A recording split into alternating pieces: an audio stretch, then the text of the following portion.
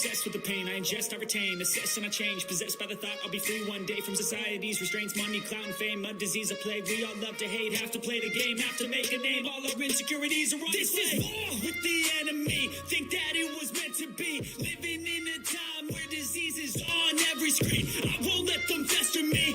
I know most are festering. Negativity is a plague for the mentally weak. No mercy, all I got is working. Never stop searching, never quite so thirsty. I'm toxic and psychotic with this logic. You can't stop it, it's been chronic since I was a boy, so neurotic and chaotic. Built to last with the webs I'm weaving. I could change the past with all I'm achieving. Got my foot on gas, never stop competing. If you break like glass, then this life's gonna eat 'em. Make mistakes real fast, then you learn how to beat 'em. If you take off the cast, you can see all the healing. If the pain's in the past, move on from the grieving. Put your foot on the gas, no, never stop competing. Yeah. I've been doing this, I'm on it. I just wanna be iconic. Sipping on a gin and tonic, got me going off when I'm on this topic. Yeah. If I ever play, I want it. You know that I'm always honest. Stay away from those who are toxic. Keep my face, no way, you don't want it. Yeah. Don't try to drain my energy. The enemy is everything. It's mentally, unhealthily, spreading like a rare disease. But I won't let it get to me. I don't need your therapy. I can leave a legacy of leading by intensity. Come on, we can fight this. Freedom is priceless. Spread just like a virus. Living in a crisis. Do you feel courageous? Do you see greatness? Trust me, you can take it. Go on and take your aim. Built to last with the webs I'm weaving. I could change the past with all I'm achieving. Got my foot on gas, never stop competing. If you break like glass, then this life's gonna eat 'em. Make mistakes real fast, then you learn how to beat 'em. If you take off the cast, you can see all the healing. If the pain's in the past, move on from the grieving. Put your foot on the gas, no, never stop competing. Yeah.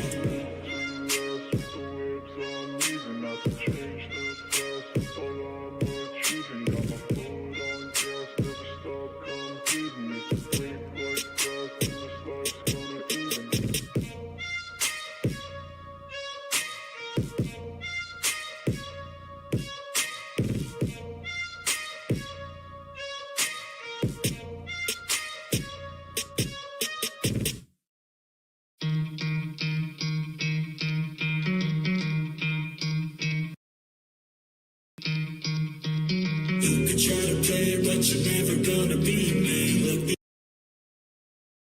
the other way, what I'm doing ain't easy. Bloody and stained from the people who deceive me. Bloody ends break through the chains, go free me. Looking for change, looking for pain. Pulling a mob, pushing a train.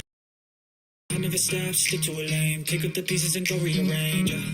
I'll be the best above all the rest, put me to the test and expect nothing less. Your check as I'm chess, what's happening next? Yeah. He got the venom, a tangible weapon, no coming in second. This life is a lesson. He got a new engine from him, it's a blessing. New focus, no guessing, just build an obsession. I'm in his possession, you got their attention. I leave an impression and take your redemption. Just kill no discretion, your mind is a weapon. 11-11 is never progression. Oh. You could try to play, but you're never gonna beat me. Look the other way, what I'm doing ain't easy. Bloody and stained from the people who deceive me. Bloody ends break through the chains, go free me. People as sheep, move feet, hurt it easy. You don't wanna be fast asleep on the scheming. Better stand up.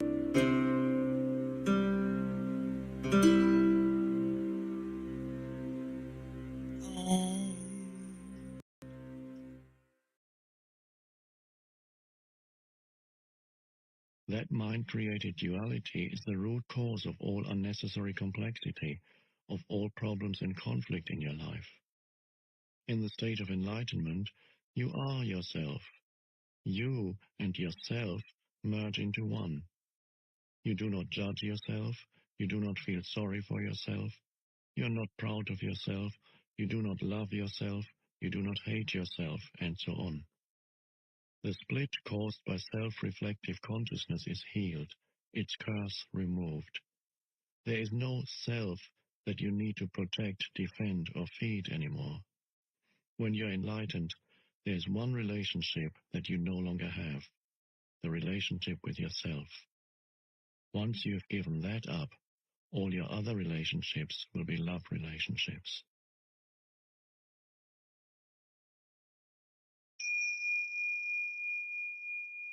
Chapter 9. Beyond happiness and unhappiness, there is peace. Is there a difference between happiness and inner peace? Yes, happiness depends on conditions being perceived as positive. Inner peace does not.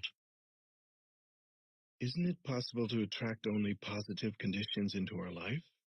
If our attitude and our thinking are always positive, we would manifest only positive events and situations, wouldn't we? Do you truly know what is positive and what is negative? Do you have the total picture? There have been many people for whom limitation, failure, loss, illness, or pain in whatever form turned out to be their greatest teacher. It taught them to let go of false self-images and superficial, ego-dictated goals and desires. It gave them depth, humility, and compassion. It made them more real. Whenever anything negative happens to you, there's a deep lesson concealed within it, although you may not see it at the time.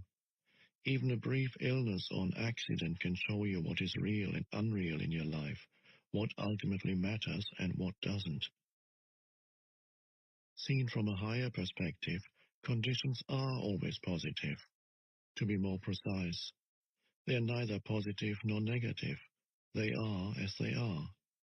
And when you live in complete acceptance of what is, which is the only sane way to live, there's no good or bad in your life anymore. There's only a higher good, which includes the bad. Seen from the perspective of the mind, however, there's good, bad, like, dislike, love, hate. Hence, in the book of Genesis, it is said that Adam and Eve were no longer allowed to dwell in paradise when they ate of the tree of the knowledge of good and evil. This sounds to me like denial and self-deception. When something dreadful happens to me or someone close to me, accident, illness, pain of some kind, or death, I can pretend that it isn't bad, but the fact remains that it is bad, so why deny it? You're not pretending anything. You're allowing it to be as it is. That's all. This allowing to be takes you beyond the mind with its resistance patterns that create the positive-negative polarities. It is an essential aspect of forgiveness. Forgiveness of the present is even more important than forgiveness of the past. If you forgive every moment, allow it to be as it is, then there will be no accumulation of resentment that needs to be forgiven at some later time. Remember that we are not talking about happiness here. For example, when a loved one has just died, or you feel your own death approaching, you cannot be happy. It is impossible. But you can be at peace. There may be sadness and tears, but provided that you have relinquished resistance, underneath the sadness you will feel a deep serenity, a stillness, a sacred presence. This is the emanation of being. This is inner peace, the good that has no opposite. What if it's a situation that I can do something about? How can I allow it to be and change it at the same time? Do what you have to do. In the meantime, accept what is. Since mind and resistance are synonymous, acceptance immediately frees you from mind dominance and thus reconnects you with being. As a result, the usual ego motivations for doing, fear, greed, control, defending or feeding the false sense of self, will cease to operate. An intelligence much greater than the mind is now in charge, and so a different quality of consciousness will flow into your doing. Accept whatever comes to you woven in the pattern of your destiny, for what could more aptly fit your needs? This was written 2,000 years ago by Marcus Aurelius, one of those exceedingly rare humans who possessed worldly power as well as wisdom. It seems that most people need to experience a great deal of suffering before they will relinquish resistance and accept, before they will forgive. As soon as they do, one of the greatest miracles happens, the awakening of being consciousness through what appears as evil, the transmutation of suffering into inner peace. The ultimate effect of all the evil and suffering in the world is that it will force humans into realizing who they are beyond name and form. Thus, what we perceive as evil from our limited perspective is actually part of the higher good that has no opposite. This, however, does not become true for you except through forgiveness. Until that happens, evil has not been redeemed and therefore remains evil. Through forgiveness, which essentially means recognizing the insubstantiality of the past and allowing the present moment to be as it is, the miracle of transformation happens not only within but also without. A silent space of intense presence arises both in you and around you. Whoever or whatever enters that field of consciousness will be affected by it, sometimes visibly and immediately, sometimes at deeper levels with visible changes appearing at a later time. You dissolve discord, heal pain, dispel unconsciousness without doing anything, simply by being and holding that frequency of intense presence.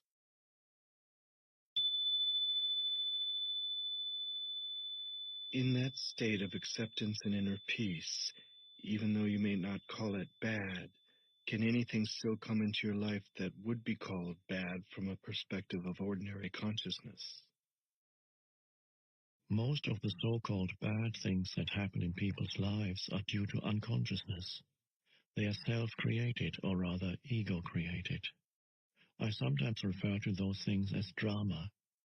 When you're fully conscious, drama does not come into your life anymore.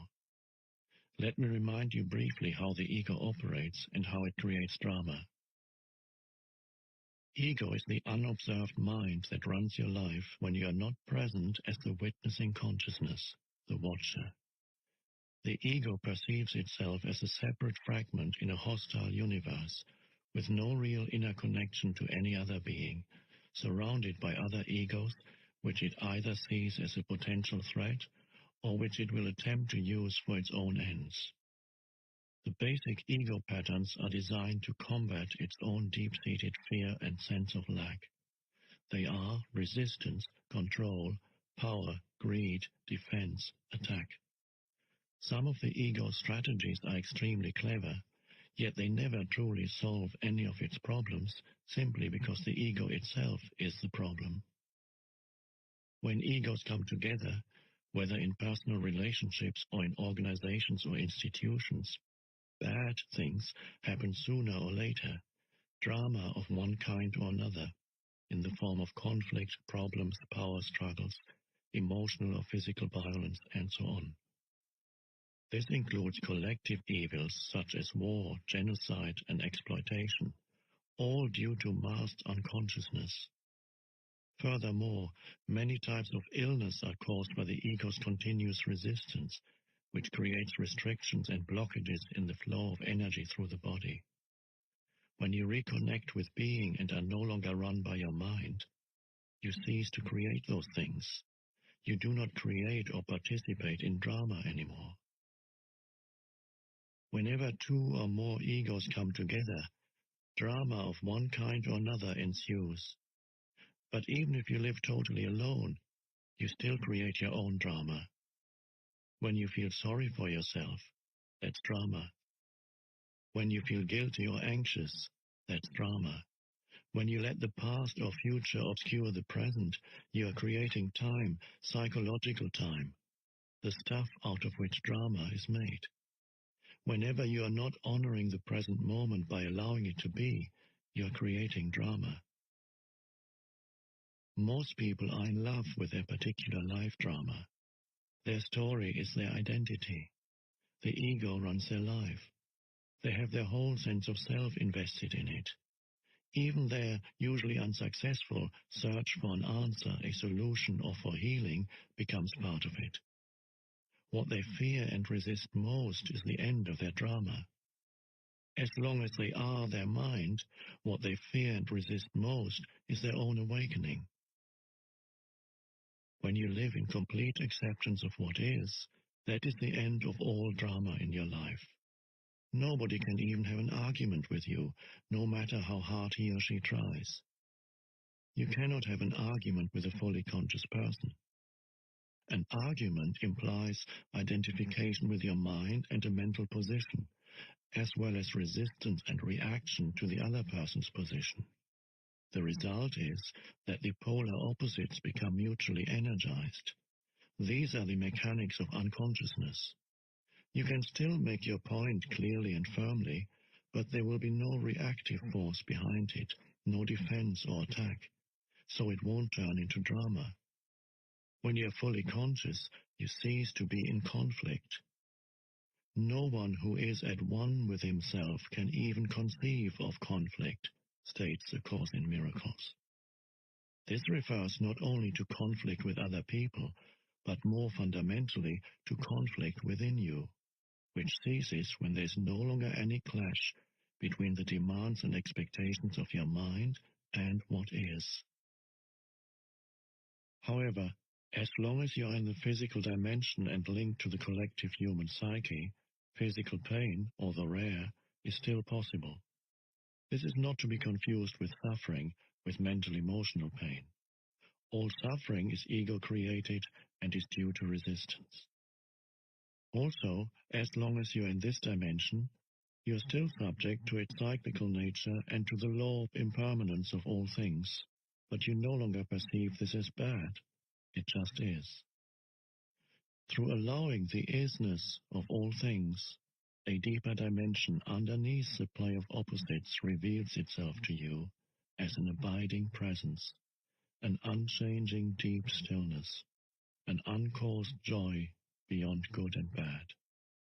This is the joy of being, the peace of God.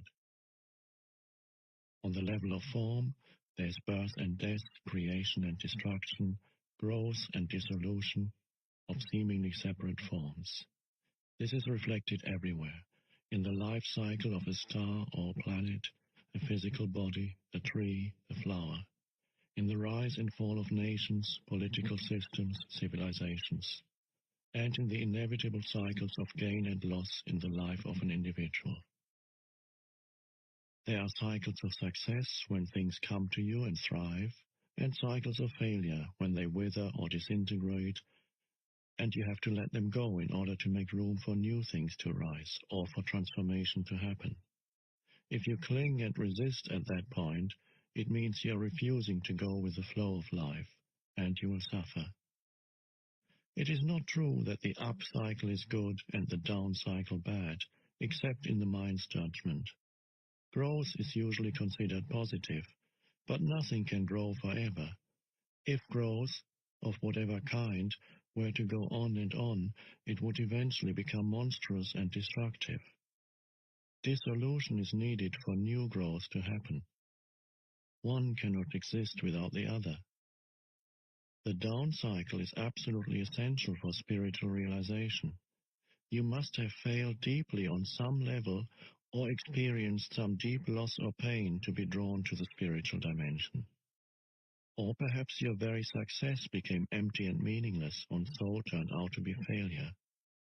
Failure lies concealed in every success, and success in every failure. In this world, which is to say on the level of form, everybody fails sooner or later, of course, and every achievement eventually comes to naught. All forms are impermanent. You can still be active and enjoy manifesting and creating new forms and circumstances, but you won't be identified with them. You do not need them to give you a sense of self. They are not your life, only your life situation. Your physical energy is also subject to cycles. It cannot always be at a peak. There will be times of low as well as high energy. There will be periods when you are highly active and creative, but there may also be times when everything seems stagnant, when it seems that you are not getting anywhere, not achieving anything. A cycle can last for anything from a few hours to a few years. There are large cycles and small cycles within these large ones. Many illnesses are created through fighting against the cycles of low energy, which are vital for regeneration. The compulsion to do, and the tendency to derive your sense of self-worth and identity from external factors such as achievement, is an inevitable illusion as long as you identify it with your mind. This makes it hard or impossible for you to accept the low cycles and allow them to be. Thus, the intelligence of the organism may take over as a self-protective measure and create an illness in order to force you to stop, so that the necessary regeneration can take place. The cyclical nature of the universe is closely linked with the impermanence of all things and situations. The Buddha made this a central part of his teaching. All conditions are highly unstable and in constant flux, or, as he put it, impermanence is a characteristic of every condition, every situation you will ever encounter in your life. It will change, disappear, or no longer satisfy you. Impermanence is also central to Jesus' teaching. Do not lay up for yourselves treasures on earth, where moth and rust consume, and where thieves break in and steal. As long as a condition is judged as good by your mind, whether it be a relationship, a possession, a social role, a place, or your physical body, the mind attaches itself to it and identifies with it. It makes you happy, makes you feel good about yourself, and it may become part of who you are or think you are. But nothing lasts in this dimension where moth and rust consume. Either it ends or it changes, or it may undergo a polarity shift. The same condition that was good yesterday or last year has suddenly or gradually turned into bad. The same condition that made you happy then makes you unhappy. The prosperity of today becomes the empty consumerism of tomorrow. The happy wedding and honeymoon become the unhappy divorce or the unhappy coexistence. Or a condition disappears, so its absence makes you unhappy. When a condition or situation that the mind has attached itself to and identified with changes or disappears, the mind cannot accept it. It will cling to the disappearing condition and resist the change. It is almost as if a limb were being torn off your body. We sometimes hear of people who have lost all their money or whose reputation has been ruined committing suicide. Those are the extreme cases. Others, whenever a major loss of one kind or another occurs, just become deeply unhappy or make themselves ill. They cannot distinguish between their life and their life situation. I recently read about a famous actress who died in her 80s. As her beauty started to fade and became ravaged by old age, she grew desperately unhappy and became a recluse. She, too, had identified with a condition, her external appearance. First, the condition gave her a happy sense of self, then an unhappy one. If she had been able to connect with the formless and timeless life within, she could have watched and allowed the fading of her external form from a place of serenity and peace. Moreover, her external form would have become increasingly transparent to the light shining through from her ageless true nature. So her beauty would not really have faded, but simply become transformed into spiritual beauty. However, nobody told her that this is possible. The most essential kind of knowledge is not yet widely accessible.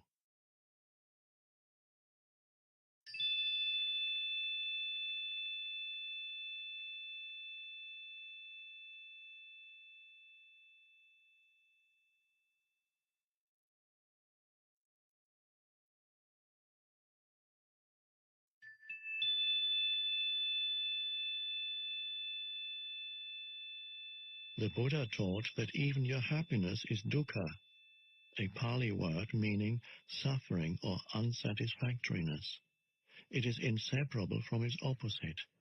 This means that your happiness and unhappiness are in fact one. Only the illusion of time separates them. This is not being negative. It is simply recognizing the nature of things so that you don't pursue an illusion for the rest of your life. Nor is it saying that you should no longer appreciate pleasant or beautiful things or conditions, but to seek something through them that they cannot give, an identity, a sense of permanency and fulfillment, is a recipe for frustration and suffering.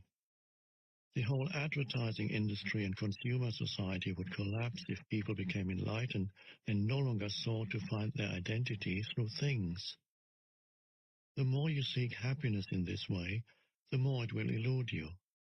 Nothing out there will ever satisfy you except temporarily and superficially, but you may need to experience many disillusionments before you realize that truth.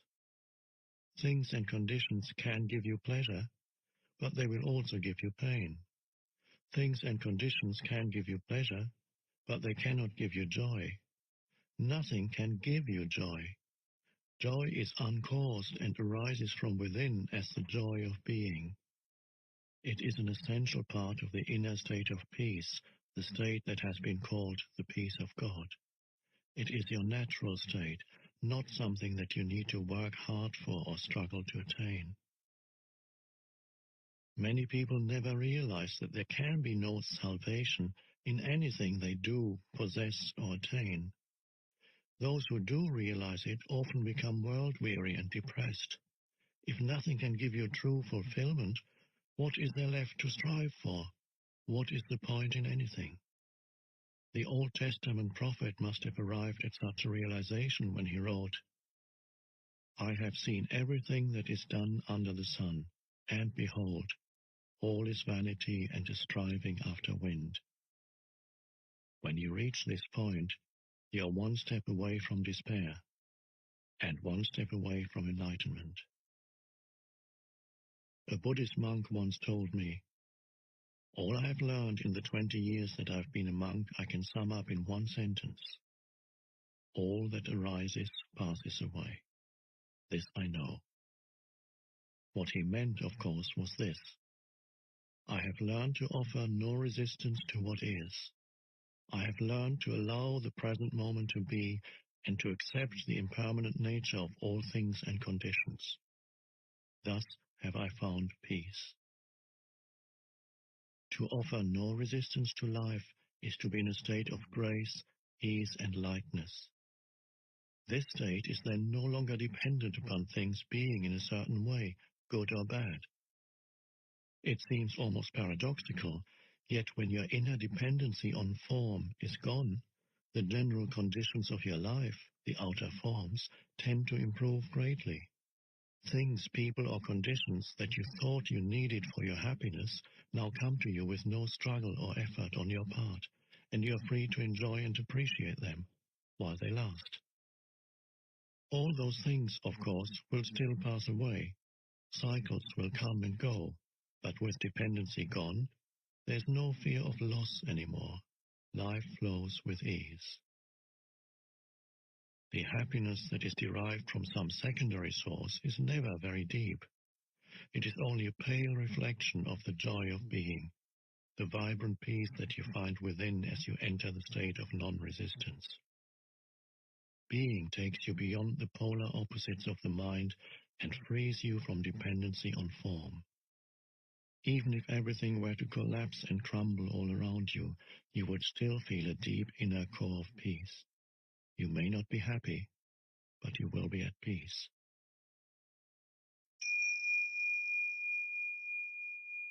All inner resistance is experienced as negativity in one form or another. All negativity is resistance. In this context, the two words are almost synonymous. Negativity ranges from irritation or impatience to fierce anger, from a depressed mood or sullen resentment to suicidal despair. Sometimes the resistance triggers the emotional pain body, in which case even a minor situation may produce intense negativity such as anger, depression, or deep grief. The ego believes that through negativity it can manipulate reality and get what it wants. It believes that through it, it can attract a desirable condition or dissolve an undesirable one. A Course in Miracles rightly points out that whenever you are unhappy, there's the unconscious belief that the unhappiness buys you what you want. If you, the mind, did not believe that unhappiness works, why would you create it? The fact is, of course, that negativity does not work. Instead of attracting a desirable condition, it stops it from arising. Instead of dissolving an undesirable one, it keeps it in place. Its only useful function is that it strengthens the ego, and that is why the ego loves it. Once you have identified with some form of negativity, you do not want to let go, and on a deeply unconscious level, you do not want positive change. It would threaten your identity as a depressed, angry, or hard-done-by person. You will then ignore, deny, or sabotage the positive in your life. This is a common phenomenon. It is also insane. Negativity is totally unnatural. It is a psychic pollutant, and there's a deep link between the poisoning and destruction of nature and the vast negativity that has accumulated in the collective human psyche. No other life form on the planet knows negativity, only humans, just as no other life form violates and poisons the earth that sustains it. Have you ever seen an unhappy flower or a stressed oak tree? Have you come across a depressed dolphin, a frog that has a problem with self-esteem, a cat that cannot relax, or a bird that carries hatred and resentment? The only animals that may occasionally experience something akin to negativity or show signs of neurotic behavior are those that live in close contact with humans, and so link into the human mind and its insanity. Watch any plant or animal and let it teach you acceptance of what is, surrender to the now. Let it teach you being. Let it teach you integrity, which means to be one, to be yourself, to be real. Let it teach you how to live and how to die, and how not to make living and dying into a problem. I have lived with several Zen masters, all of them cats. Even ducks have taught me important spiritual lessons. Just watching them is a meditation. How peacefully they float along, at ease with themselves, totally present in the now, dignified and perfect as only a mindless creature can be. Occasionally, however, two ducks will get into a fight, sometimes for no apparent reason, or because one duck has strayed into another's private space. The fight usually lasts only for a few seconds, and then the ducks separate, swim off in opposite directions, and vigorously flap their wings a few times. They then continue to swim on peacefully as if the fight had never happened. When I observed that for the first time, I suddenly realized that by flapping their wings, they were releasing surplus energy, thus preventing it from becoming trapped in their body and turning into negativity. This is natural wisdom, and it is easy for them because they do not have a mind that keeps the past alive unnecessarily and then builds an identity around it. Couldn't a negative emotion also contain an important message? For example, if I often feel depressed, it may be a signal that there's something wrong with my life, and it may force me to look at my life situation and make some changes. So I need to listen to what the emotion is telling me and not just dismiss it as negative. Yes, recurring negative emotions do sometimes contain a message, as do illnesses. But any changes that you make, whether they have to do with your work, your relationships, or your surroundings, are ultimately only cosmetic unless they rise out of a change in your level of consciousness.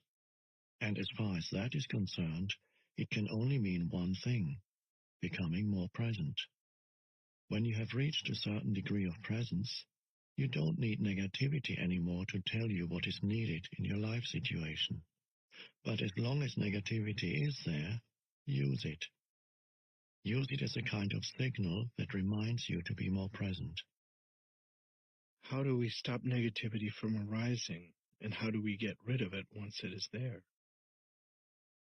As I said, you stop it from arising by being fully present. But don't become discouraged. There are as yet few people on the planet who can sustain a state of continuous presence, although some are getting close to it. Soon, I believe, there will be many more. Whenever you notice that some form of negativity has arisen within you, look on it not as a failure, but as a helpful signal that is telling you, wake up, get out of your mind, be present. There's a novel by Aldous Huxley called Island, written in his later years when he became very interested in spiritual teachings. It tells the story of a man shipwrecked on a remote island cut off from the rest of the world. This island contains a unique civilization. The unusual thing about it is that its inhabitants, unlike those of the rest of the world, are actually sane. The first thing that the man notices are the colorful parrots perched in the trees, and they seem to be constantly croaking the words, "Attention, here and now. Attention, here and now." We later learn that the islanders taught them these words in order to be reminded continuously to stay present. So whenever you feel negativity arising within you, whether caused by an external factor, a thought, or even nothing in particular that you are aware of, look on it as a voice saying, "Attention, here and now, wake up." Even the slightest irritation is significant and needs to be acknowledged and looked at. Otherwise, there will be a cumulative build-up of unobserved reactions. As I said before, you may be able to just drop it once you realize that you don't want to have this energy field inside you and that it serves no purpose. But then make sure that you drop it completely. If you cannot drop it, just accept that it is there and take your attention into the feeling, as I pointed out earlier. As an alternative to dropping a negative reaction, you can make it disappear by imagining yourself becoming transparent to the external cause of the reaction. I recommend that you practice it with little, even trivial things first. Let's say that you are sitting quietly at home. Suddenly, there's the penetrating sound of a car alarm from across the street. Irritation arises. What is the purpose of the irritation? None whatsoever. Why did you create it? You didn't. The mind did. It was totally automatic, totally unconscious. Why did the mind create it? Because it holds the unconscious belief that its resistance, which you experience as negativity or unhappiness in some form, will somehow dissolve the undesirable condition. This, of course, is a delusion. The resistance that it creates, the irritation or anger in this case, is far more disturbing than the original cause that it is attempting to dissolve. All this can be transformed into spiritual practice. Feel yourself becoming transparent, as it were, without the solidity of a material body. Now allow the noise, or whatever causes a negative reaction, to pass right through you. It is no longer hitting a solid wall inside you. As I said, practice with little things first. The car alarm, the dog barking, the children screaming, the traffic jam. Instead of having a wall of resistance inside you that gets constantly and painfully hit by things that should not be happening, let everything pass through you. Somebody says something to you that is rude or designed to hurt. Instead of going into unconscious reaction and negativity, such as attack, defense, or withdrawal, you let it pass right through you. Offer no resistance. It is as if there is nobody there to get hurt anymore. That is forgiveness. In this way, you become invulnerable. You can still tell that person that his or her behavior is unacceptable if that is what you choose to do, but that person no longer has the power to control your inner state. You are then in your power, not in someone else's, nor are you run by your mind.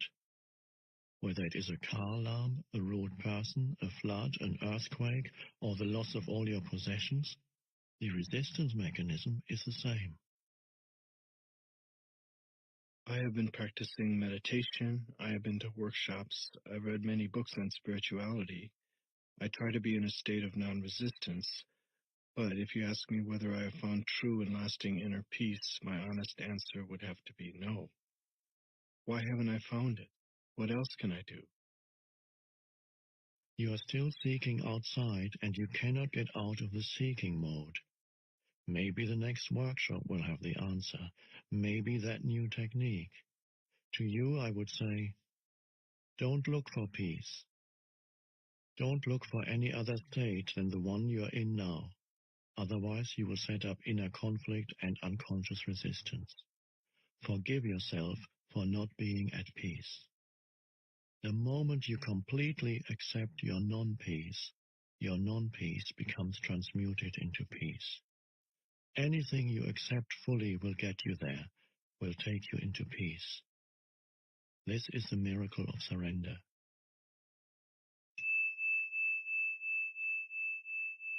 You may have heard the phrase, turn the other cheek, which a great teacher of enlightenment used 2,000 years ago. He was attempting to convey symbolically the secret of non-resistance and non-reaction. In this statement, as in all his others, he was concerned only with your inner reality, not with the outer conduct of your life. Do you know the story of Banzan? Before he became a great Zen master, he spent many years in the pursuit of enlightenment, but it eluded him. Then one day, as he was walking in the marketplace, he overheard a conversation between a butcher and his customer. "Give me the best piece of meat you have," said the customer. And the butcher replied, "Every piece of meat I have is the best. There is no piece of meat here that is not the best." Upon hearing this, Banzan became enlightened. I can see you are waiting for some explanation. When you accept what is, every piece of meat, every moment, is the best. That is enlightenment. Having gone beyond the mind-made opposites, you become like a deep lake. The outer situation of your life and whatever happens there is the surface of the lake.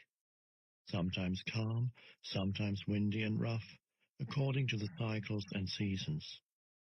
Deep down, however, the lake is always undisturbed. You are the whole lake, not just the surface, and you are in touch with your own depth, which remains absolutely still. You don't resist change by mentally clinging to any situation. Your inner peace does not depend on it. You abide in being, unchanging, timeless, deathless, and you are no longer dependent for fulfillment or happiness on the outer world of constantly fluctuating forms. You can enjoy them, play with them, create new forms, appreciate the beauty of it all, but there will be no need to attach yourself to any of it. When you become this detached, doesn't it mean that you also become remote from other human beings? On the contrary, as long as you are unaware of being, the reality of other humans will elude you because you have not found your own. Your mind will like or dislike their form, which is not just their body, but includes their mind as well. True relationship becomes possible only when there's an awareness of being. Coming from being, you will perceive another person's body and mind as just a screen, as it were, behind which you can feel their true reality, as you feel yours. So, when confronted with someone else's suffering or unconscious behavior, you stay present and in touch with being and are thus able to look beyond the form and feel the other person's radiant and pure being through your own. At the level of being, all suffering is recognized as an illusion. Suffering is due to identification with form. Miracles of healing sometimes occur through this realization, by awakening being consciousness in others, if they are ready. Is that what compassion is? Yes, compassion is the awareness of a deep bond between yourself and all creatures. But there are two sides to compassion, two sides to this bond. On the one hand, since you're still here as a physical body, you share the vulnerability and mortality of your physical form with every other human and with every living being. Next time you say, I have nothing in common with this person, remember that you have a great deal in common. A few years from now, 2 years or 70 years, it doesn't make much difference. Both of you will have become rotting corpses, then piles of dust, then nothing at all. This is a sobering and humbling realization that leaves little room for pride. Is this a negative thought? No, it is a fact. Why close your eyes to it? In that sense, there is total equality between you and every other creature. One of the most powerful spiritual practices is to meditate deeply on the mortality of physical forms, including your own. This is called die before you die. Go into it deeply.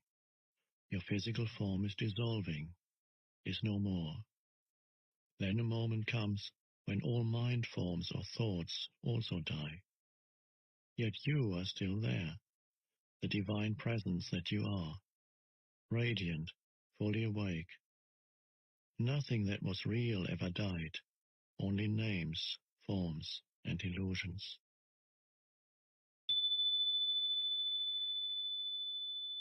The realization of this deathless dimension, your true nature, is the other side of compassion. On a deep feeling level, you now recognize not only your own immortality, but through your own, that of every other creature as well. On the level of form, you share mortality and the precariousness of existence. On the level of being, you share eternal, radiant life. These are the two aspects of compassion.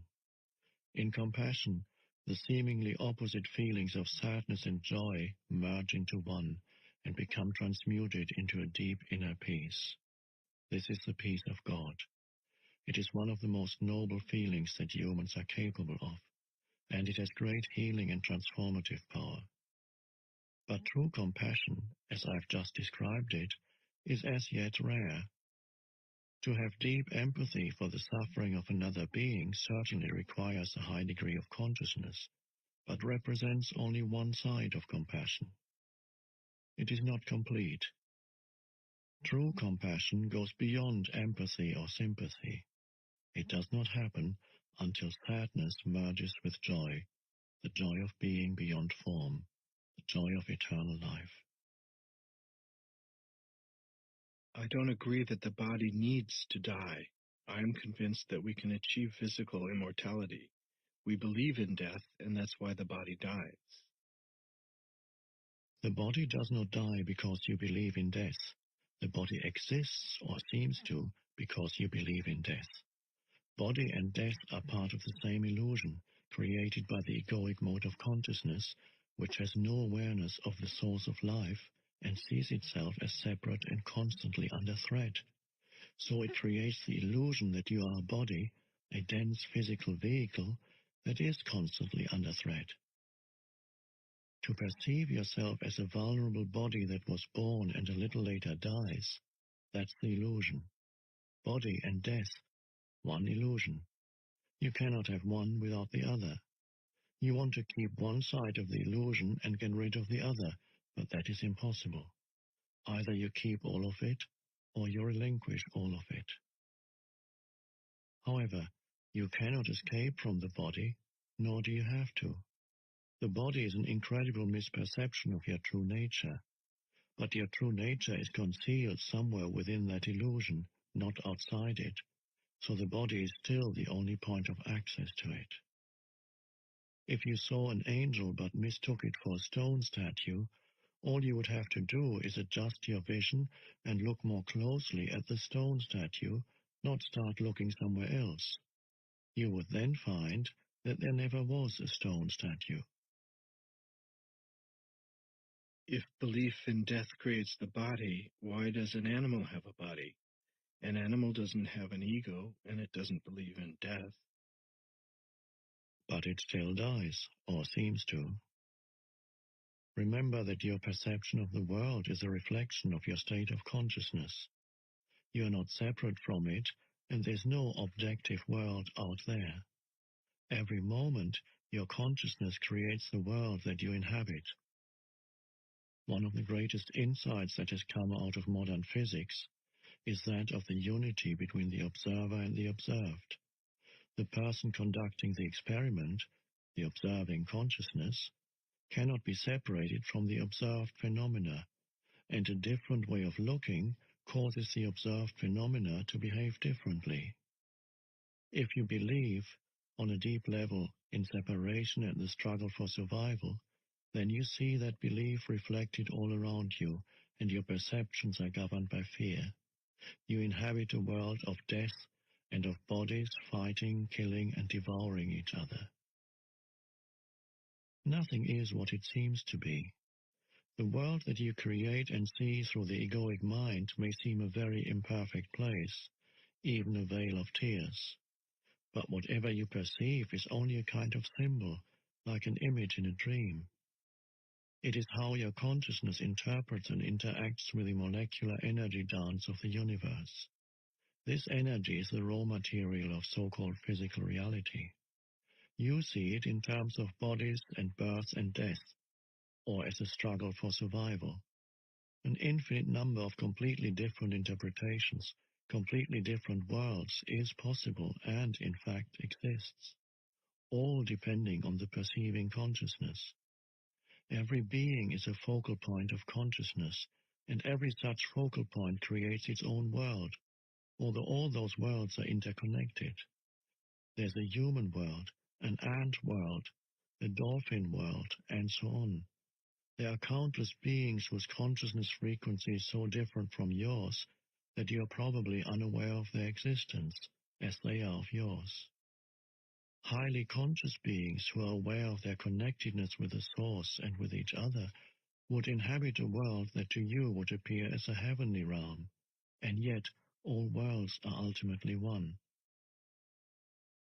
Our collective human world is largely created through the level of consciousness we call mind. Even within the collective human world, there are vast differences, many different subworlds, depending on the perceivers or creators of their respective worlds. Since all worlds are interconnected, when collective human consciousness becomes transformed, nature and the animal kingdom will reflect their transformation. Hence the statement in the Bible that in the coming age, the lion shall lie down with the lamb. This points to the possibility of a completely different order of reality. The world as it appears to us now is, as I said, largely a reflection of the egoic mind. Fear being an unavoidable consequence of egoic delusion, it is a world dominated by fear. Just as the images in a dream are symbols of inner states and feelings, so our collective reality is largely a symbolic expression of fear and of the heavy layers of negativity that have accumulated in the collective human psyche. We are not separate from our world, so when the majority of humans become free of egoic delusion, this inner change will affect all of creation. You will literally inhabit a new world. It is a shift in planetary consciousness. The strange Buddhist saying that every tree and every blade of grass will eventually become enlightened points to the same truth. According to St. Paul, the whole of creation is waiting for humans to become enlightened. That is how I interpret his saying that the created universe is waiting with eager expectation for God's sons to be revealed. St. Paul goes on to say that all of creation will become redeemed through this. Up to the present, the whole created universe in all its parts groans as if in the pangs of childbirth. What is being born is a new consciousness and, as its inevitable reflection, a new world. This is also foretold in the New Testament book of Revelation. Then I saw a new heaven and a new earth, for the first heaven and the first earth had passed away. But don't confuse cause and effect. Your primary task is not to seek salvation through creating a better world, but to awaken out of identification with form. You are then no longer bound to this world, this level of reality. You can feel your roots in the unmanifested, and so are free of attachment to the manifested world. You can still enjoy the passing pleasures of this world, but there is no fear of loss anymore, so you don't need to cling to them. Although you can enjoy sensory pleasures, the craving for sensory experience is gone, as is the constant search for fulfillment through psychological gratification, through feeding the ego. You are in touch with something infinitely greater than any pleasure, greater than any manifested thing. In a way, you then don't need the world anymore. You don't even need it to be different from the way it is. It is only at this point that you begin to make a real contribution towards bringing about a better world, towards creating a different order of reality. It is only at this point that you are able to feel true compassion and to help others at the level of cause. Only those who have transcended the world can bring about a better world. You may remember that we talked about the dual nature of true compassion, which is awareness of a common bond of shared mortality and immortality. At this deep level, compassion becomes healing in the widest sense. In that state, your healing influence is primarily based not on doing, but on being. Everybody you come in contact with will be touched by your presence and affected by the peace that you emanate, whether they are conscious of it or not. When you are fully present and people around you manifest unconscious behavior, you won't feel the need to react to it, so you don't give it any reality. Your peace is so vast and deep that anything that is not peace disappears into it as if it had never existed. This breaks the karmic cycle of action and reaction. Animals, trees, flowers will feel your peace and respond to it. You teach through being, through demonstrating the peace of God. You become the light of the world, an emanation of pure consciousness, and so you eliminate suffering on the level of cause. You eliminate unconsciousness from the world.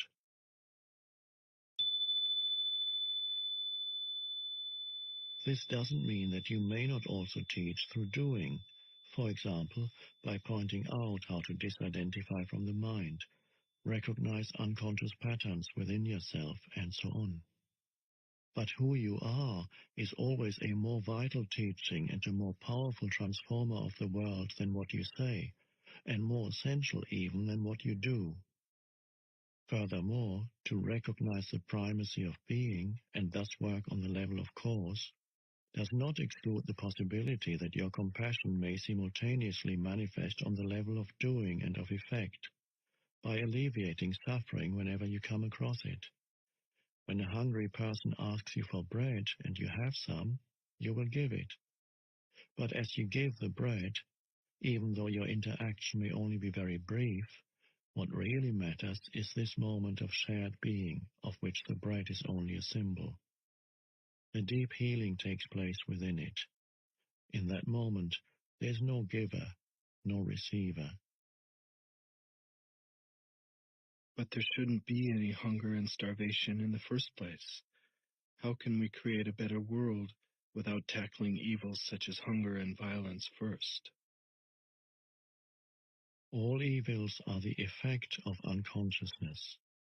You can alleviate the effects of unconsciousness, but you cannot eliminate them unless you eliminate their cause.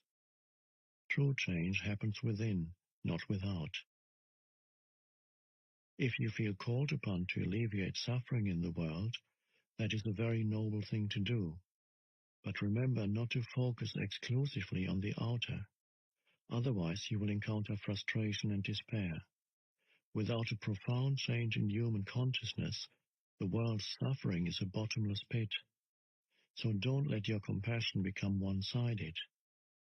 Empathy with someone else's pain or lack and a desire to help need to be balanced with a deeper realization of the eternal nature of all life and the ultimate illusion of all pain. Then let your peace flow into whatever you do, and you will be working on the levels of effect and cause simultaneously. This also applies if you are supporting a movement designed to stop deeply unconscious humans from destroying themselves, each other, and the planet, or from continuing to inflict dreadful suffering on other sentient beings. Remember, just as you cannot fight the darkness, so you cannot fight unconsciousness. If you try to do so, the polar opposites will become strengthened and more deeply entrenched. You will become identified with one of the polarities.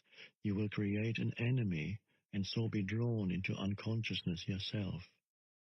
Raise awareness by disseminating information, or at the most, practice passive resistance. But make sure that you carry no resistance within, no hatred, no negativity. Love your enemies, said Jesus, which of course means have no enemies. Once you get involved in working on the level of effect, it is all too easy to lose yourself in it. Stay alert and very, very present. The causal level needs to remain your primary focus, the teaching of enlightenment your main purpose, and peace your most precious gift to the world.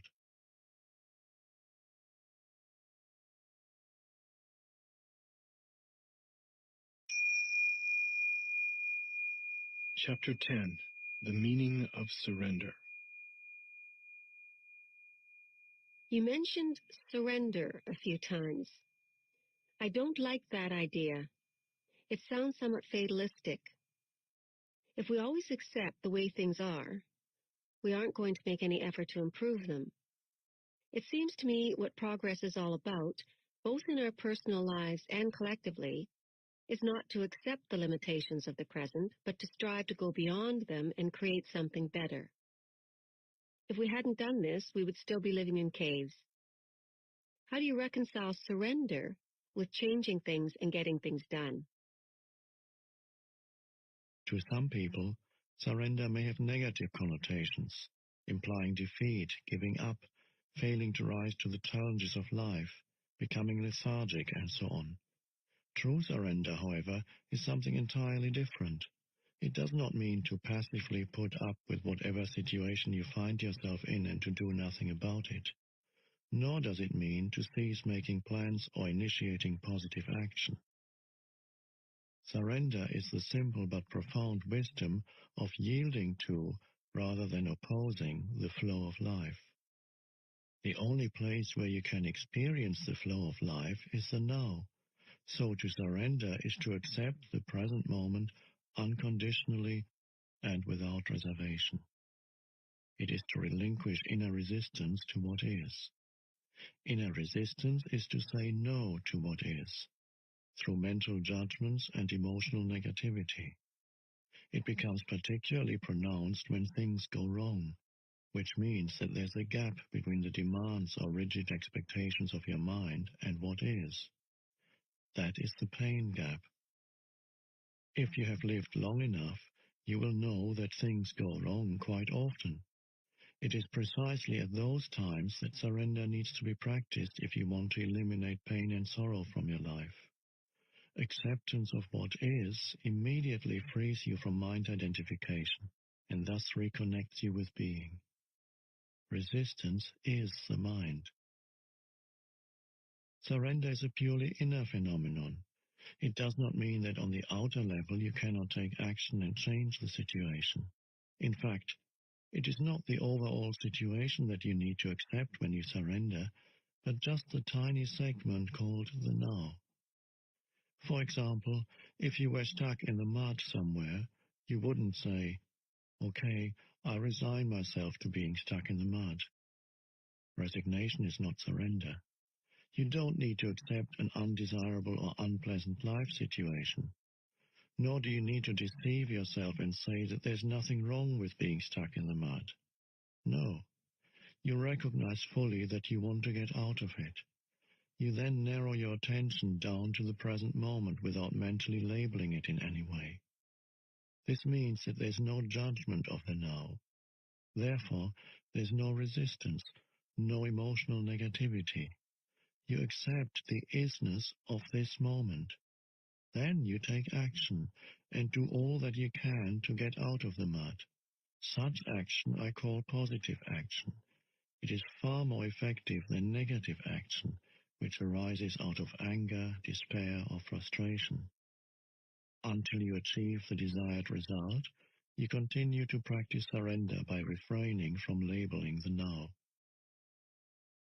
Let me give you a visual analogy to illustrate the point I'm making.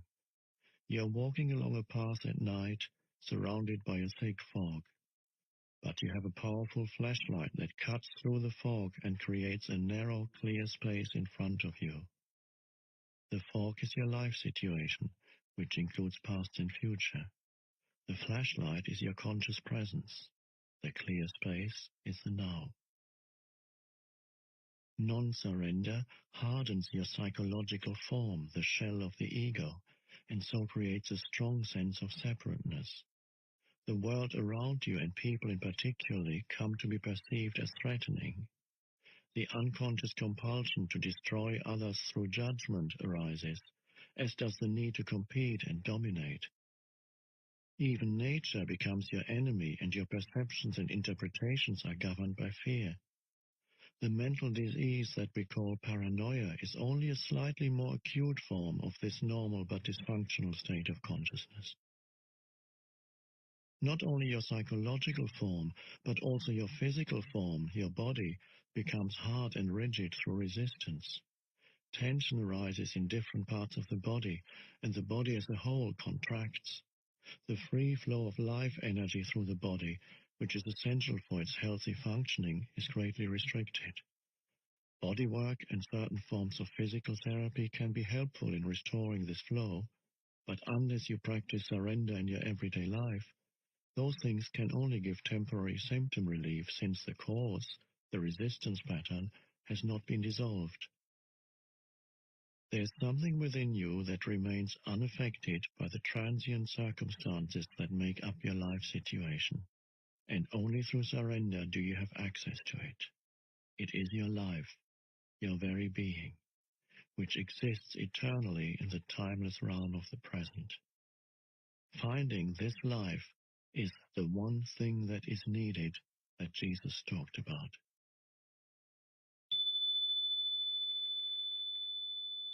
If you find your life situation unsatisfactory or even intolerable, it is only by surrendering first that you can break the unconscious resistance pattern that perpetuates that situation.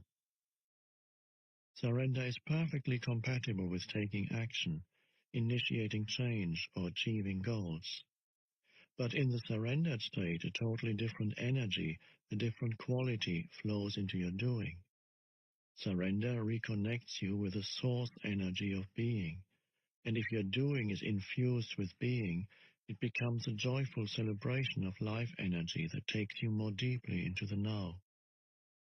Through non-resistance, the quality of your consciousness and therefore the quality of whatever you are doing or creating is enhanced immeasurably.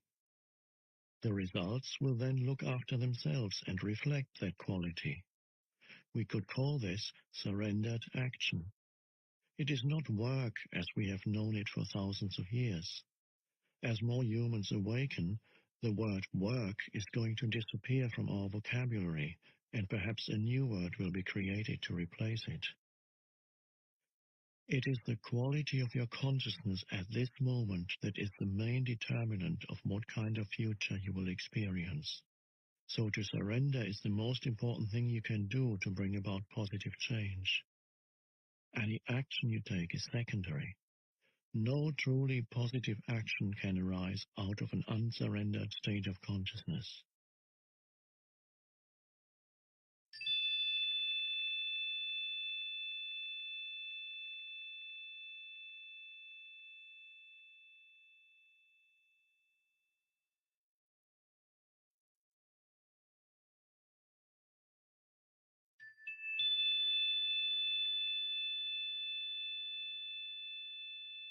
I can see that if I'm in a situation that is unpleasant or unsatisfactory and I completely accept the moment as it is, there will be no suffering or unhappiness. I will have risen above it. But I still can't quite see where the energy or motivation for taking action and bringing about change would come from if there isn't a certain amount of dissatisfaction. In the state of surrender, you see very clearly what needs to be done, and you take action, doing one thing at a time and focusing on one thing at a time. Learn from nature. See how everything gets accomplished and how the miracle of life unfolds without dissatisfaction or unhappiness. That's why Jesus said, "Look at the lilies, how they grow.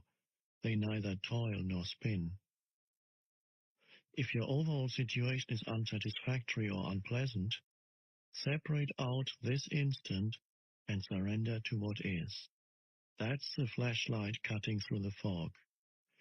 Your state of consciousness then ceases to be controlled by external conditions. You are no longer coming from reaction and resistance. Then look at the specifics of the situation. Ask yourself, is there anything I can do to change the situation, improve it, or remove myself from it? If so, you take appropriate action. Focus not on the 100 things that you will or may have to do at some future time, but on the one thing that you can do now. This doesn't mean that you should not do any planning. It may well be that planning is the one thing that you can do now. But make sure that you don't start to run mental movies, project yourself into the future, and so lose the now. Any action you take may not bear fruit immediately.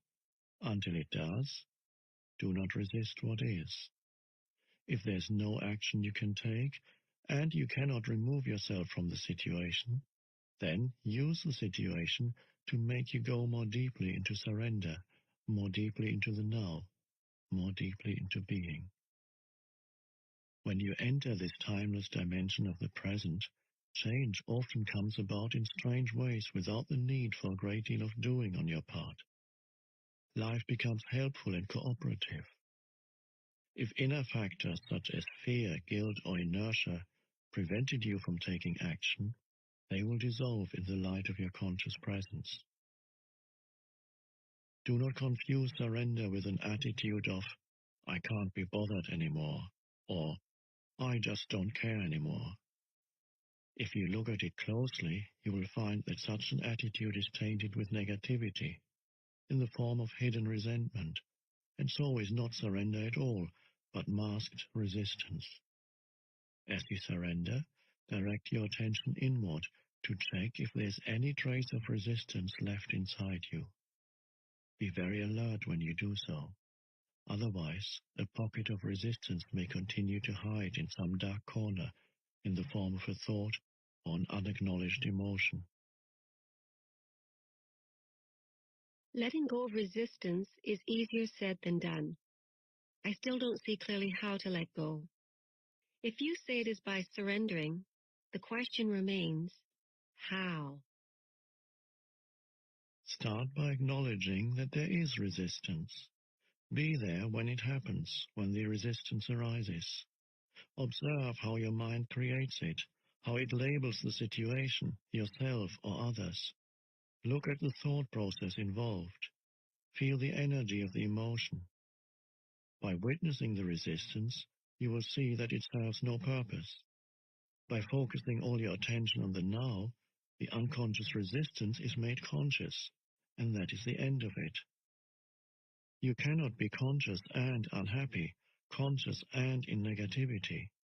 Negativity, unhappiness, or suffering in whatever form means that there's resistance, and resistance is always unconscious. Surely I can be conscious of my unhappy feelings. Would you choose unhappiness? If you did not choose it, how did it arise? What is its purpose? Who is keeping it alive? You say that you are conscious of your unhappy feelings, but the truth is that you are identified with them and keep the process alive through compulsive thinking. All that is unconscious. If you were conscious, that is to say, totally present in the now, all negativity would dissolve almost instantly. It could not survive in your presence. It can only survive in your absence. Even the pain body cannot survive for long in your presence. You keep your unhappiness alive by giving it time. That is its lifeblood. Remove time through intense present moment awareness and it dies. But do you want it to die? Have you truly had enough? Who would you be without it? Until you practice surrender, the spiritual dimension is something you read about, talk about, get excited about, write books about, think about, believe in, or don't, as the case may be. It makes no difference. Not until you surrender does it become a living reality in your life. When you do, the energy that you emanate and which then runs your life is of a much higher vibrational frequency than the mind energy that still runs our world. The energy that created the existing social, political, and economic structures of our civilization, and which also continuously perpetuates itself through our educational systems and the media. Through surrender, spiritual energy comes into this world. It creates no suffering for yourself, for other humans, or any other life form on the planet. Unlike mind energy, it does not pollute the earth, and it is not subject to the law of polarities, which dictates that nothing can exist without its opposite, that there can be no good without bad. Those who run on mind energy, which is still the vast majority of the Earth's population, remain unaware of the existence of spiritual energy. It belongs to a different order of reality, and will create a different world when a sufficient number of humans enter the surrendered state and so become totally free of negativity. If the earth is to survive, this will be the energy of those who inhabit it. Jesus referred to this energy when he made his famous prophetic statement in the Sermon on the Mount. Blessed are the gentle, they shall have the earth for their possession. It is a silent but intense presence that dissolves the unconscious patterns of the mind. They may still remain active for a while, but they won't run your life anymore.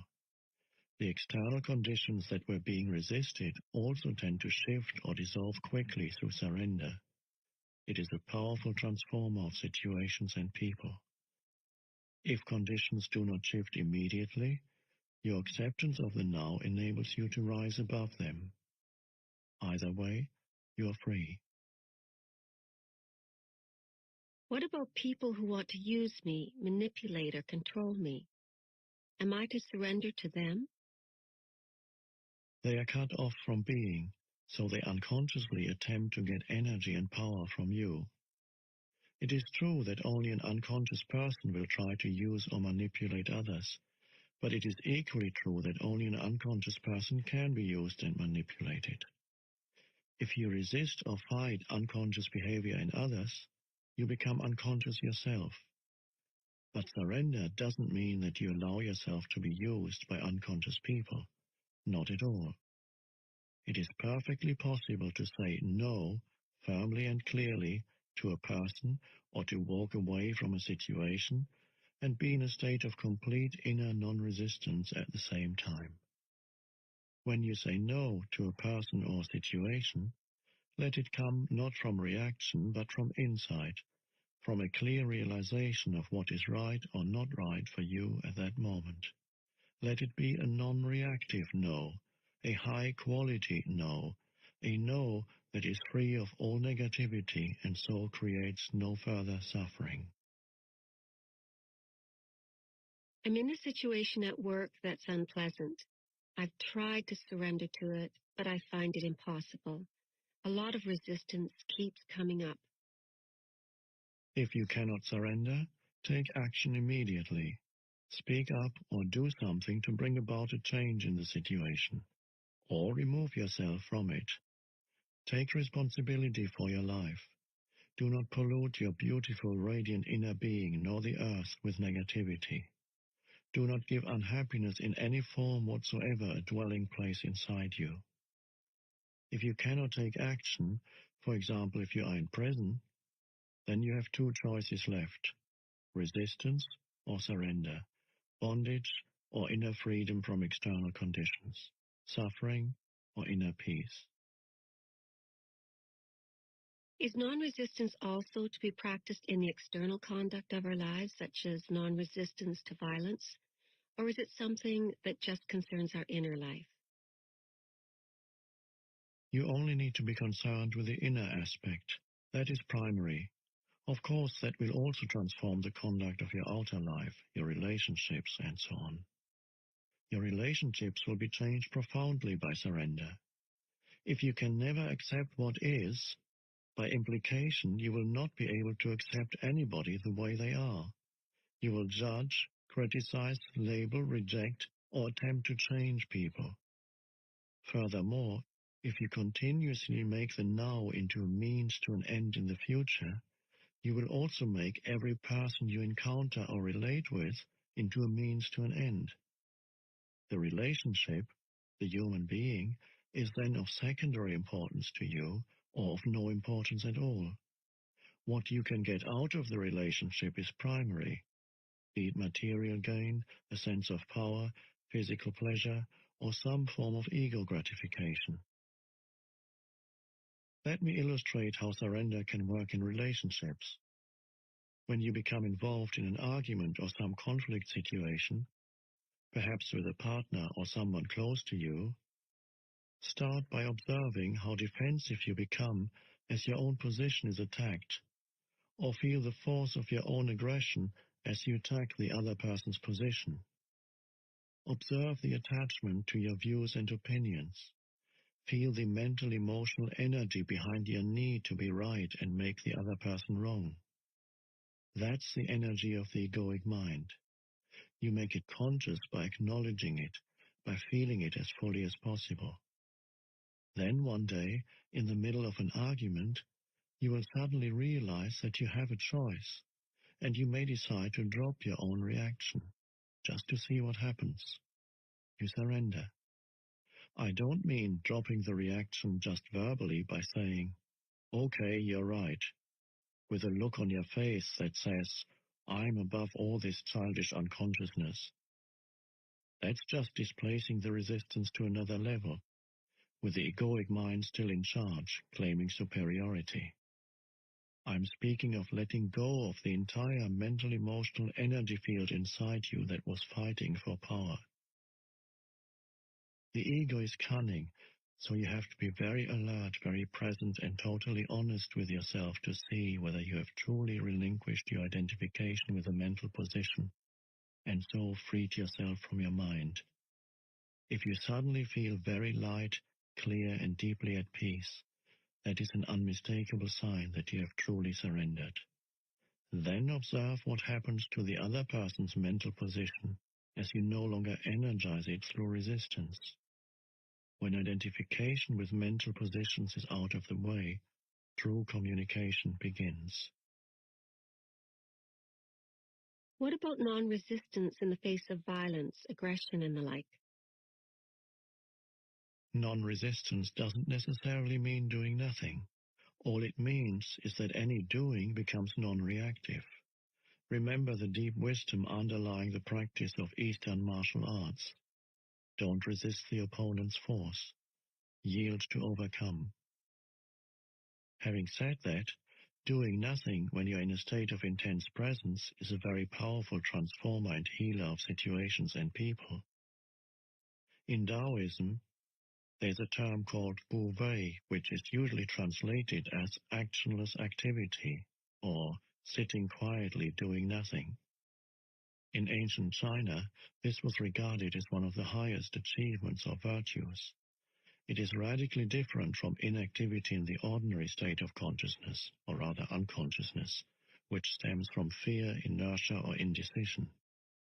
The real doing nothing implies inner non-resistance and intense alertness. On the other hand, if action is required, you will no longer react from your conditioned mind, but you will respond to the situation out of your conscious presence. In that state, your mind is free of concepts, including the concept of nonviolence.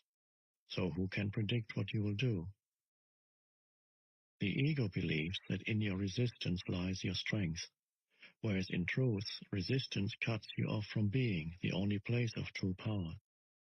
Resistance is weakness and fear masquerading as strength.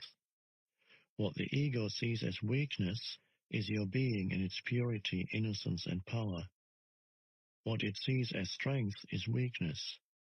So the ego exists in a continuous resistance mode and plays counterfeit roles to cover up your weakness, which in truth is your power. Until there's surrender, unconscious role-playing constitutes a large part of human interaction. In surrender, you no longer need ego defenses and false masks. You become very simple, very real. That's dangerous, says the ego. You'll get hurt. You'll become vulnerable. What the ego doesn't know, of course, is that only through the letting go of resistance, through becoming vulnerable, can you discover your true and essential invulnerability. If someone's seriously ill and completely accepts their condition and surrenders to the illness, would they not have given up their will to get back to health? The determination to fight the illness would not be there anymore, would it? Surrender is inner acceptance of what is without any reservations. We are talking about your life, this instant, not the conditions or circumstances of your life, not what I call your life situation. We have spoken about this already. With regard to illness, this is what it means. Illness is part of your life situation. As such, it has a past and a future. Past and future form an uninterrupted continuum unless the redeeming power of the now is activated through your conscious presence. As you know, underneath the various conditions that make up your life situation, which exists in time, there is something deeper, more essential. Your life, your very being in the timeless now. As there are no problems in the now, there is no illness either. The belief in a label that someone attaches to your condition keeps the condition in place, empowers it, and makes a seemingly solid reality out of a temporary imbalance. It gives it not only reality and solidity, but also a continuity in time that it did not have before.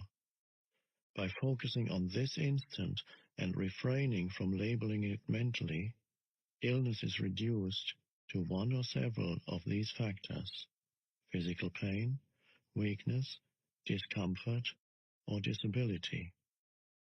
That is what you surrender to.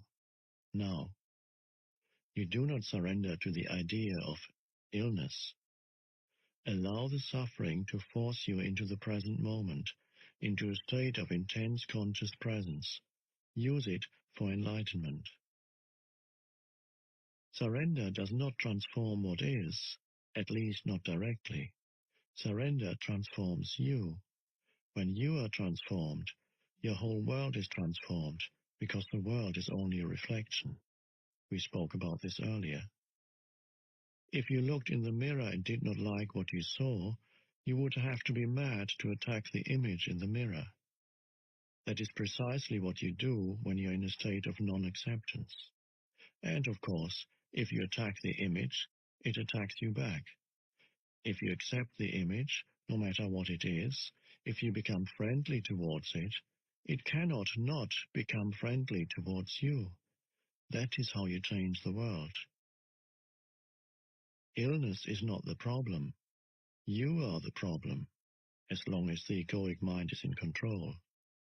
When you are ill or disabled, do not feel that you have failed in some way. Do not feel guilty. Do not blame life for treating you unfairly, but do not blame yourself either. All that is resistance. If you have a major illness, use it for enlightenment. Anything bad that happens in your life, use it for enlightenment. Withdraw time from the illness. Do not give it any past or future. Let it force you into intense present moment awareness, and see what happens. Become an alchemist. transmute base metal into gold, suffering into consciousness, disaster into enlightenment. Are you seriously ill and feeling angry now about what I have just said? Then that is a clear sign that the illness has become part of your sense of self, and that you are now protecting your identity, as well as protecting the illness. The condition that is labeled illness has nothing to do with who you truly are. As far as the still unconscious majority of the population is concerned, only a critical limit situation has the potential to crack the hard shell of ego and force them into surrender and so into the awakened state. A limit situation arises when through some disaster, drastic upheaval, deep loss or suffering, your whole world is shattered and doesn't make sense anymore. It is an encounter with death, be it physical or psychological. The egoic mind, the creator of this world, collapses. Out of the ashes of the old world, a new world can then come into being. There's no guarantee, of course, that even a limit situation will do it, but the potential is always there. Some people's resistance to what is even intensifies in such a situation, and so it becomes a descent into hell. In others, there may only be partial surrender, but even that will give them a certain depth and serenity that were not there before. Parts of the ego shell break off, and this allows small amounts of the radiance and peace that lie beyond the mind to shine through. Limit situations have produced many miracles. There have been murderers in death row waiting for execution who, in the last few hours of their lives, experienced the egoless state and the deep joy and peace that come with it. The inner resistance to the situation they found themselves in became so intense as to produce unbearable suffering, and there was nowhere to run and nothing to do to escape it, not even a mind-projected future. So they were forced into complete acceptance of the unacceptable. They were forced into surrender. In this way, they were able to enter the state of grace with which comes redemption, complete release from the past. Of course, it is not really the limit situation that makes room for the miracle of grace and redemption, but the act of surrender. So whenever any kind of disaster strikes, or something goes seriously wrong, illness, disability, loss of home or fortune, or of a socially defined identity, break-up of a close relationship, death or suffering of a loved one, or your own impending death, know that there's another side to it, that you're just one step away from something incredible, a complete alchemical transmutation of the base metal of pain and suffering into gold. That one step is called surrender. I do not mean to say that you will become happy in such a situation. You will not. But fear and pain will become transmuted into an inner peace and serenity that come from a very deep place, from the unmanifested itself. It is the peace of God which passes all understanding. Compared to that, happiness is quite a shallow thing. With this radiant peace comes the realization, not on the level of mind, but within the depths of your being, that you are indestructible, immortal. This is not a belief. It is absolute certainty that needs no external evidence or proof from some secondary source. I read about a Stoic philosopher in ancient Greece who, when he was told that his son had died in an accident, replied, "I knew he was not immortal." Is that surrender? If it is, I don't want it. There are some situations in which surrender seems unnatural and inhuman. Being cut off from your feelings is not surrender, but we don't know what his inner state was when he said those words. In certain extreme situations, it may still be impossible for you to accept the now, but you always get a second chance at surrender.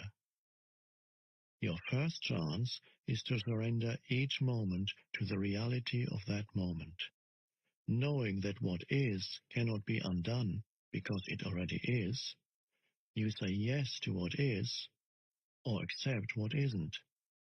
Then you do what you have to do, whatever the situation requires. If you abide in this state of acceptance, you create no more negativity, no more suffering, no more unhappiness. You then live in a state of non-resistance, a state of grace and lightness, free of struggle. Whenever you are unable to do that, whenever you miss that chance, either because you are not generating enough conscious presence to prevent some habitual and unconscious resistance pattern from arising, or because the condition is so extreme as to be absolutely unacceptable to you, then you are creating some form of pain, some form of suffering. It may look as if the situation is creating the suffering, but ultimately this is not so. Your resistance is. Now here's your second chance at surrender. If you cannot accept what is outside, then accept what is inside. If you cannot accept the external condition, accept the internal condition. This means, do not resist the pain. Allow it to be there. Surrender to the grief, despair, fear, loneliness, or whatever form the suffering takes. Witness it without labeling it mentally. Embrace it. Then see how the miracle of surrender transmutes deep suffering into deep peace. This is your crucifixion. Let it become your resurrection and ascension. I don't see how one can surrender to suffering. As you yourself pointed out, suffering is non-surrender. How could you surrender to non-surrender? Forget about surrender for a moment. When your pain is deep, all talk of surrender will probably seem futile and meaningless anyway. When your pain is deep, you will likely have a strong urge to escape from it rather than surrender to it. You don't want to feel what you feel. What could be more normal? But there is no escape, no way out. There are many pseudo-escapes: work, drink, drugs, anger, projection, suppression, and so on. But they don't free you from the pain. Suffering does not diminish in intensity when you make it unconscious. When you deny emotional pain, everything you do or think, as well as your relationships, become contaminated with it. You broadcast it, so to speak, as the energy you emanate, and others will pick it up subliminally. If they are unconscious, they may even feel compelled to attack or hurt you in some way, or you may hurt them in an unconscious projection of your pain. You attract and manifest whatever corresponds to your inner state. When there's no way out, there is still always a way through. So don't turn away from the pain. Face it. Feel it fully. Feel it. Don't think about it. Express it if necessary, but don't create a script in your mind around it. Give all your attention to the feeling, not to the person, event, or situation that seems to have caused it. Don't let the mind use the pain to create a victim identity for yourself out of it. Feeling sorry for yourself and telling others your story will keep you stuck in suffering. Since it is impossible to get away from the feeling, the only possibility of change is to move into it. Otherwise, nothing will shift. So give your complete attention to what you feel and refrain from mentally labeling it. As you go into the feeling, be intensely alert. At first, it may seem like a dark and terrifying place, and when the urge to turn away from it comes, observe it but don't act on it. Keep putting your attention on the pain. Keep feeling the grief, the fear, the dread, the loneliness, whatever it is. Stay alert. Stay present. Present with your whole being, with every cell of your body. As you do so, you're bringing a light into this darkness. This is the flame of your consciousness. At this stage, you don't need to be concerned with surrender anymore. It has happened already. How? Full attention is full acceptance, is surrender. By giving full attention, you use the power of the now, which is the power of your presence. No hidden pocket of resistance can survive in it. Presence removes time. Without time, no suffering, no negativity can survive. The acceptance of suffering is a journey into death. Facing deep pain, allowing it to be, taking your attention into it, is to enter death consciously. When you have died this death, you realize that there is no death, and there's nothing to fear. Only the ego dies. Imagine a ray of sunlight that has forgotten it is an inseparable part of the sun and deludes itself into believing it has to fight for survival and create and cling to an identity other than the sun. Would the death of this delusion not be incredibly liberating? Do you want an easy death? Would you rather die without pain, without agony? Then die to the past every moment, and let the light of your presence shine away the heavy, time-bound self you thought of as you.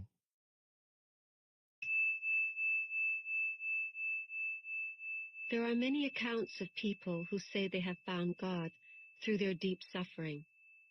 And there is the Christian expression, the way of the cross, which I suppose points to the same thing. We are concerned with nothing else here. Strictly speaking, they did not find God through their suffering, because suffering implies resistance. They found God through surrender, through total acceptance of what is, into which they were forced by their intense suffering. They must have realized on some level that their pain was self-created. How do you equate surrender with finding God?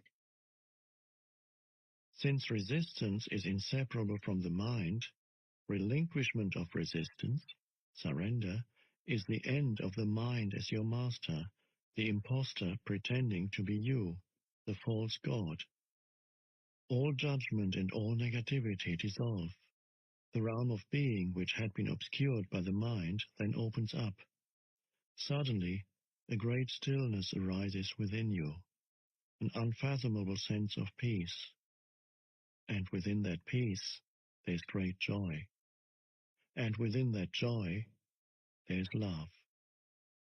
And at the innermost core, there's the sacred, the immeasurable, that which cannot be named. I don't call it finding God, because how can you find that which was never lost, the very life that you are? The word God is limiting, not only because of thousands of years of misperception and misuse, but also because it implies an entity other than you. God is being itself, not a being. There can be no subject-object relationship here, no duality, no you and God. God realization is the most natural thing there is. The amazing and incomprehensible fact is not that you can become conscious of God, but that you are not conscious of God. The way of the cross that you mentioned is the old way to enlightenment, and until recently it was the only way. But don't dismiss it or underestimate its efficacy. It still works. The way of the cross is a complete reversal.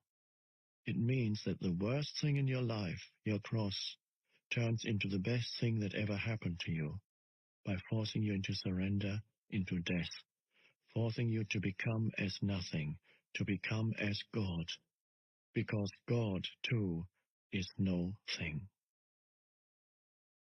At this time, as far as the unconscious majority of humans is concerned, the way of the cross is still the only way. They will only awaken through further suffering, and enlightenment as a collective phenomenon will be predictably preceded by vast upheavals. This process reflects the workings of certain universal laws that govern the growth of consciousness, and thus was foreseen by some seers. It is described, among other places, in the Book of Revelation or Apocalypse, though cloaked in obscure and sometimes impenetrable symbology. This suffering is inflicted not by God, but by humans on themselves and on each other, as well as by certain defensive measures that the Earth, which is a living, intelligent organism, is going to take to protect herself from the onslaught of human madness. However, there's a growing number of humans alive today whose consciousness is sufficiently evolved not to need any more suffering before the realization of enlightenment. You may be one of them. Enlightenment through suffering, the way of the cross, means to be forced into the kingdom of heaven kicking and screaming. You finally surrender because you can't stand the pain anymore, but the pain could go on for a long time until this happens.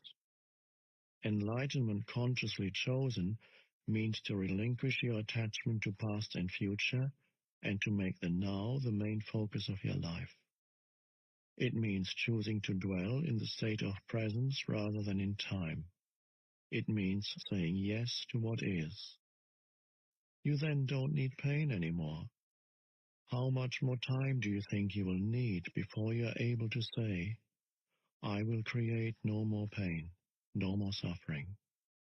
How much more pain do you need before you can make that choice? If you think that you need more time, you will get more time and more pain. Time and pain are inseparable. What about all those people who, it seems, actually want to suffer? I have a friend whose partner is physically abusive toward her, and her previous relationship was of a similar kind. Why does she choose such men? And why is she refusing to get out of that situation now? Why do so many people actually choose pain? I know that the word choose is a favorite New Age term, but it isn't entirely accurate in this context. It is misleading to say that somebody chose a dysfunctional relationship or any other negative situation in his or her life. Choice implies consciousness, a high degree of consciousness. Without it, you have no choice. Choice begins the moment you disidentify from the mind and its conditioned patterns, the moment you become present. Until you reach that point, you are unconscious, spiritually speaking. This means that you are compelled to think, feel, and act in certain ways according to the conditioning of your mind. That is why Jesus said, "Forgive them, for they know not what they do." This is not related to intelligence in the conventional sense of the word. I have met many highly intelligent and educated people who were also completely unconscious, which is to say completely identified with their mind. In fact, if mental development and increased knowledge are not counterbalanced by a corresponding growth in consciousness, the potential for unhappiness and disaster is very great. Your friend is stuck in a relationship with an abusive partner and not for the first time. Why? No choice. The mind, conditioned as it is by the past, always seeks to recreate what it knows and is familiar with. Even if it is painful, at least it is familiar. The mind always adheres to the known. The unknown is dangerous because it has no control over it. That is why the mind dislikes and ignores the present moment. Present moment awareness creates a gap not only in the stream of mind, but also in the past-future continuum. Nothing truly new and creative can come into this world except through that gap, that clear space of infinite possibility. So your friend, being identified with her mind, may be recreating a pattern learned in the past in which intimacy and abuse are inseparably linked. Alternatively, she may be acting out a mind pattern learned in early childhood according to which she is unworthy and deserves to be punished. It is possible, too, that she lives a large part of her life through the pain body, which always seeks more pain on which to feed. Her partner has his own unconscious patterns which complement hers. Of course her situation is self-created, but who or what is the self that is doing the creating? A mental-emotional pattern from the past, no more. Why make a self out of it? If you tell her that she has chosen her condition or situation, you are reinforcing her state of mind identification. But is her mind pattern who she is? Is it herself? Is her true identity derived from the past? Show your friend how to be the observing presence behind her thoughts and her emotions. Tell her about the pain body and how to free herself from it. Teach her the art of inner body awareness. Demonstrate to her the meaning of presence. As soon as she is able to access the power of the now and thereby break through her conditioned past, she will have a choice. Nobody chooses dysfunction, conflict, pain. Nobody chooses insanity. They happen because there's not enough presence in you to dissolve the past, not enough light to dispel the darkness. You are not fully here. You have not quite woken up yet. In the meantime, the conditioned mind is running your life. Similarly, if you are one of the many people who have an issue with their parents, if you still harbor resentment about something they did or did not do, then you still believe that they had a choice, that they could have acted differently. It always looks as if people had a choice, but that's an illusion. As long as your mind with its conditioned patterns runs your life, as long as you are your mind, what choice do you have? None. You are not even there. The mind-identified state is severely dysfunctional. It is a form of insanity. Almost everyone is suffering from this illness in varying degrees. The moment you realize this, there can be no more resentment. How can you resent someone's illness? The only appropriate response is compassion. So that means nobody is responsible for what they do? I don't like that idea. If you are run by your mind, although you have no choice, you will still suffer the consequences of your unconsciousness, and you will create further suffering. You will bear the burden of fear, conflict, problems, and pain. The suffering thus created will eventually force you out of your unconscious state. What you say about choice also applies to forgiveness, I suppose. You need to be fully conscious and surrender before you can forgive. Forgiveness is a term that has been in use for 2,000 years, but most people have a very limited view of what it means. You cannot truly forgive yourself or others as long as you derive your sense of self from the past. Only through accessing the power of the now, which is your own power, can there be true forgiveness. This renders the past powerless, and you realize deeply that nothing you ever did or that was ever done to you could touch even in the slightest the radiant essence of who you are. The whole concept of forgiveness then becomes unnecessary. And how do I get to that point of realization? When you surrender to what is and so become fully present, the past ceases to have any power. You do not need it anymore. Presence is the key. The now is the key. How will I know when I have surrendered? When you no longer need to ask the question.